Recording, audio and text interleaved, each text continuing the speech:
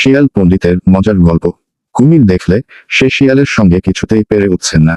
তখন সে ভাবলে, ওদের লেখাপড়া জানে, তাতেই খালি আমাকে ফাঁকি দেয়। আমি মূর্খ লোক, তাই তাকে আঁকতে পারি না। অনেকক্ষণ ভেবে কুমির এই ঠিক করল যে নিজের 7টা ছেলেকে শিয়ালের কাছে দিয়ে খুব করে লেখাপড়া শেখাতে হবে। তারপরের দিনই সে ছানার 7টাকে সঙ্গে করে শিয়ালের বাড়ি গিয়ে উপস্থিত হলো। শিয়াল তখন তার গর্তের ভিতরে বসে কাঁকড়া খাচ্ছিল। কুমির এসে ডাকলে, শিয়াল পণ্ডিত, বাড়ি আছো? শিয়াল বাইরে এসে বললে, কি ভাই, কি মনে করে? কুমির বললে, ভাই, এই আমার ছেলে 7টাকে তোমার কাছে এনেছি। মূর্খ হলে করে খেতে পারবে না। ভাই, তুমি যদি এদের একটু লেখাপড়া শিখিয়ে দাও। শিয়াল বললে, সে আর বলতে, আমি 7 দিনে 7 জনকে পড়িয়ে পণ্ডিত করে দেব। শুনে কুমির তো খুব খুশি হয়ে ছানার 7টাকে রেখে চলে গেল। তখন শিয়াল তাদের একটাকে আড়ালে নিয়ে বললে, পর তো বাপু কানা খানা গানা খানা। কেমন লাগে কুমির ছানা? এই কথা বলে সেটার ঘাড় ভেঙে খেয়ে ফেললে। পরদিন যখন কুমির তার ছানা দেখতে এল, তখন শিয়াল তাদের এক একটি করে গর্তের বাইরে এনে দেখাতে লাগলো। 6টিকে 6 বার দেখালে, শেষেটা দেখালে 2 বার। বোকা কুমির তা বুঝতে না পেরে ভাবলে 7টাই দেখানো হয়েছে। তখন সে চলে গেল, আর অমনি শিয়াল ছানাগুলোর একটাকে আড়ালে নিয়ে বললে, পর তো বাপু কানা খানা গানা খানা। কেমন লাগে কুমির ছানা? এই কথা বলে সেটার ঘাড় ভেঙে খেয়ে ফেলল। পরদিন কুমির তো ছানা দেখতে এল। শিয়াল এক একটি করে গর্তের বাইরে এনে 5 বার 5টাকে দেখালো, শেষটিকে দেখালো 3 বার। তাতেই কুমির খুশি হয়ে চলে গেল। তখন শিয়াল ঠিক আগের মতো করে আর একটা ছানাকে খেল। এমনি করে সে রোজ একটি ছানা খায়, আর কুমির এলে তাকে ফাঁকি দিয়ে ভোলায়।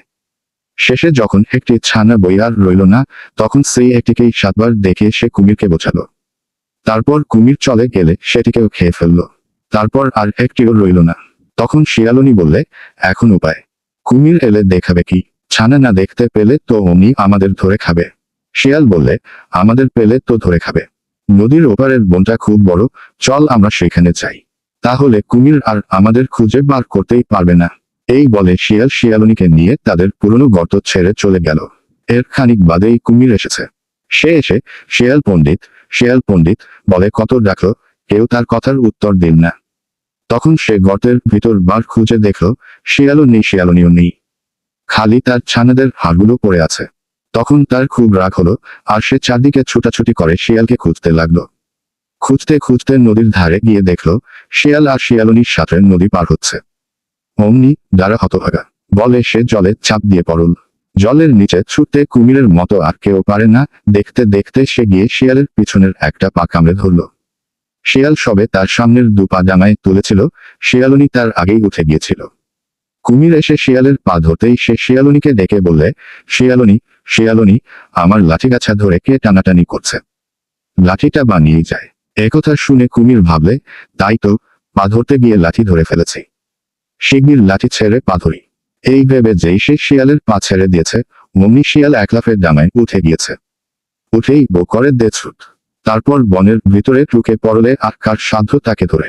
তারপর থেকে কুমির কেবলই শিয়ালকে খুঁজে বেড়ায়। কিন্তু শিয়াল বড্ড চালাক, তাই তাকে ধরতে পারে না। তখন সে অনেক ভেবে এক ফুন্দি করল।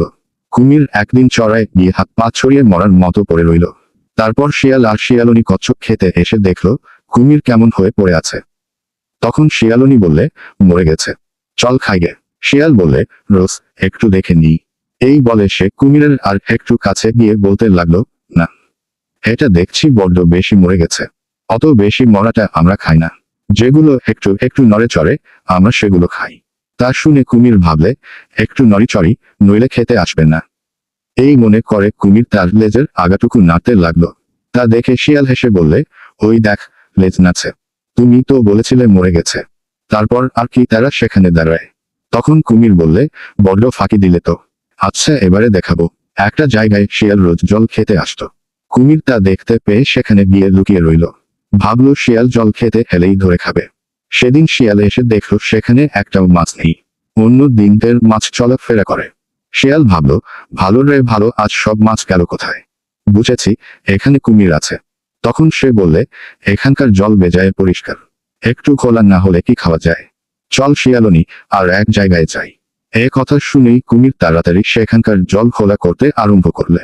তা দেখে শিয়াল হাসতে হাসতে ছুটে পালিয়েছে। আর একদিন শিয়াল এসেছে কাঁকড়া খেতে। কুমির তার আগেই সেখানে চুপ করে বসে আছে। শিয়াল তা টের পেয়ে বললে, এখানে কাঁকড়া নেই, থাকলে দু একটা ভাসত। অমনি কুমির তার লেজের আগাটুকু ভাসিয়ে দিল। কাজেই শিয়াল আর জলে নামল না। এমনি করে বারবার শিয়ালের কাছে ঠকে গিয়ে শেষে কুমিরের ভারী লজ্জা হলো। তখন সে আর কি করে মুখ দেখাবে। কাজেই সে তার ঘরের ভিতরে গিয়ে বসে রইল। সবাইকে ধন্যবাদ। নতুন নতুন গল্প পেতে দয়া করে পেজটি লাইক ও ফলো দিন।